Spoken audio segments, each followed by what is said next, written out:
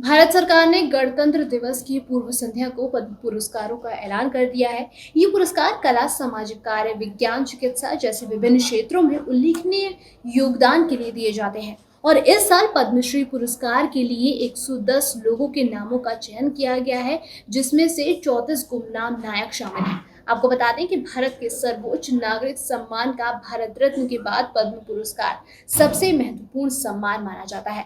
आपको बता दें कि पद्म पुरस्कारों की इस साल की सूची में पार्वती बरुआ का नाम भी शामिल है।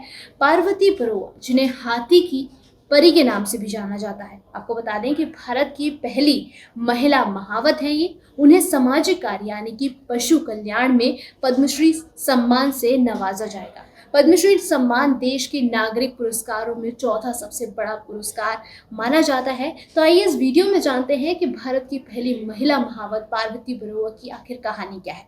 अक्सर पुरुषों को ही हाथियों के महावत के तौर पर देखा जाता है और असम की गुवाहाटी की पार्वती बरुआ इसी रूढ़िवादी विचारधारा को चुनौती देती नजर आती है। पुरुष प्रधान क्षेत्र में पार्वती ने अपनी एक बड़ी मजबूत जगह बना ली है। वो मानव हाथी संघर्ष को कम करने की दिशा में अपना लगातार प्रतिनिधित्व कर रही हैं, उनके लिए लगातार खड़ी हुई हैं उनके खिलाफ। और इस कड़ी में पार्वती ने जंगली हाथियों से निपटने और उन्हें पकड़ने में 3 राज्य सरकारों की सहायता भी की है। कई लोगों की जान बचाने में इनकी बहुत बड़ी भूमिका रही है, बहुत अहम भूमिका इन्होंने निभाई है।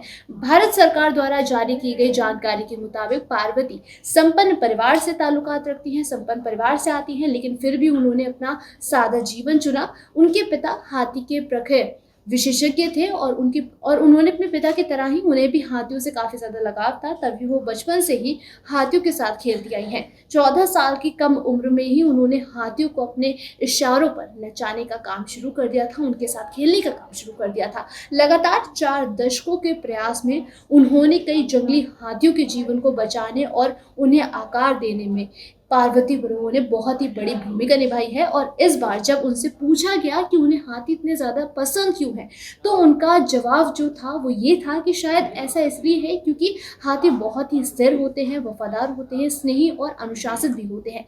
पार्वती हाथियों से संबंधित कई सारे संगठनों से भी जुड़ी हुई है। एक Asian elephant specialist group IUCN के सदस्य हैं वो। उनके जीवन पर कई सारी डॉक्यूमेंट्रीज भी बनाई गई हैं। बता दें कि BBC ने उनके जीवन पर आधारित एक डॉक्यूमेंट्री बनाई है और जिसका नाम है क्वीन ऑफ द एलिफेंट्स।